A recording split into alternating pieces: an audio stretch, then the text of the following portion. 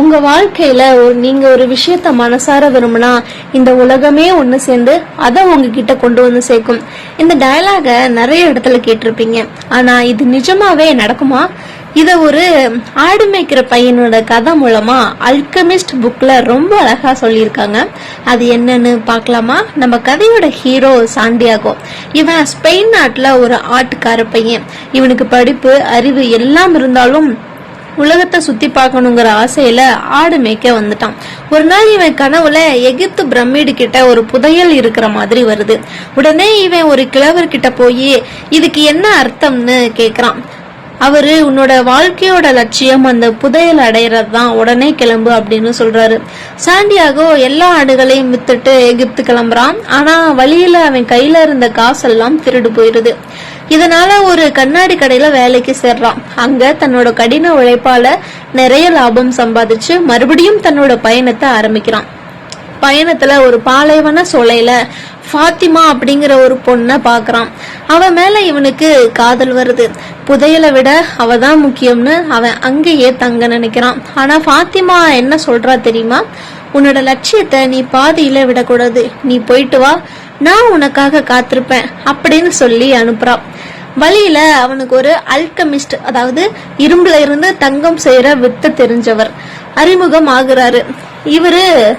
இவனுக்கு பாலைவனத்தோட மொழிய கத்து கொடுக்கறாரு. இவன் ஒரு கட்டத்துல காத்தா மாறுற அளவுக்கு மன வலிமை அடையறான். கடைசியா எகிப்து பிரமிடு கிட்ட போய் தோண்டி பாக்குறான். ஆனா அங்க புதையலே இல்ல. அப்போ அங்க வர்ற ஒரு திருடன் இவனை அடிச்சு போட்டுட்டு, எனக்கு கூட தான் ஸ்பெயின்ல ஒரு பாலடைஞ்ச சர்ச்சு கீழே புதையல் இருக்கிற மாதிரி கனவு வந்துச்சு, நான் என்ன பைத்தியக்கார மாதிரியா அங்க போவேன்னு சிரிச்சுட்டே சொல்றான். அந்த திருடன் சொன்ன இடம் எது தெரியுமா?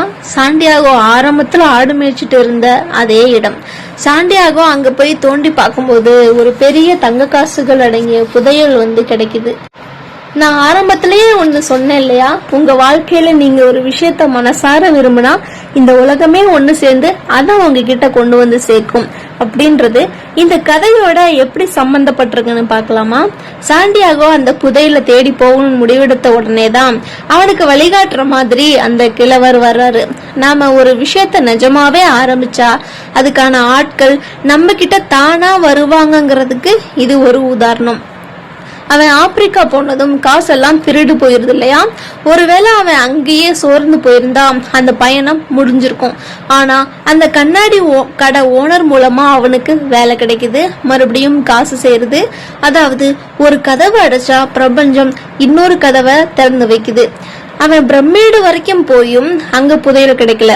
அங்க வந்த திருடன் மூலமா தான் புதையல் அவன் ஊர்லயே இருக்கிற விஷயம் அவனுக்கு தெரிய வருது. அந்த திருடன் அங்க வந்தது கூட ஒரு யதார்த்தம் கிடையாது.